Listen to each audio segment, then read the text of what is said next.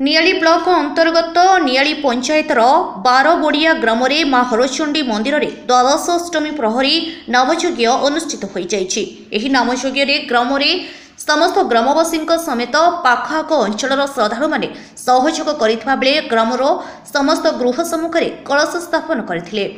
संध्या आरती दर्शन पर ग्राम तथा ग्राम बाहर शताधिक श्रद्धालु मानकर आगमन होइथिला एही बारबोड़िया ग्राम को। एही अवसर में ग्रामर फकीर दास, झूला दास, कुना दास, जय दास, बापिना दास, चैतन्य दास, बसंत सिंह, सनातन सिंह, कामदेव सिंह, तोफान सिंह, सुनील सिंह, गंगा सिंह, पूर्ण सिंह, निरंजन बेहेरा, बाबुनी, जीतू, अखुक सहयोग एही अष्टम प्रहरी 12 वर्ष समाप्त होइछि। नियालीरू देवदासन राउतराय रिपोर्ट आपणक खबर।